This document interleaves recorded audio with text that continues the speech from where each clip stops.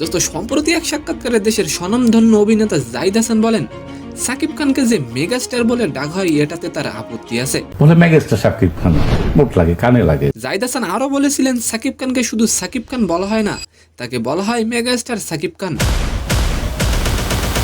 অন্য সবাইকে বলা হয় চিত্রনায়ক, তাকে কেন এই মেগাস্টার বলা হয় এটা বুঝি না।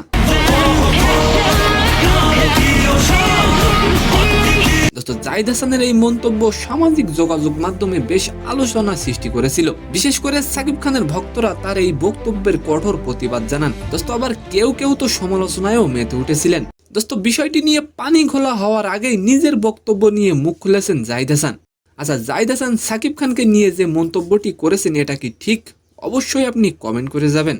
দোস্ত জাহিদ হাসান এক সাক্ষাৎকারে বলেন, আমি নিজেই তো ছোট মানুষ, তাহলে আমি সাকিব খানকে ছোট করতে যাব কেন? আমার বক্তব্য ভুলভাবে উপস্থাপন করা হয়েছে, আর নয় আমি ভালোভাবে বুঝাতে পারিনি। দোস্ত তিনি আরো বলেন, আমি কাউকে ছোট করতে চাই না, আমি পাগল নাকি? আমি নিজেই মানুষ হিসেবে অনেক ছোট, আর সাকিব খান তো আমাদের দেশেরই সম্পদ। তো সম্মানিত দর্শক, আজকের ভিডিওটি কেমন লাগলো অবশ্যই কমেন্ট বক্সে জানাবেন। আর ভিডিওটি যদি ভালো লাগে অবশ্যই একটি লাইক দিয়ে আমাদের চ্যানেলটিকে সাবস্ক্রাইব করে দিবেন। ধন্যবাদ।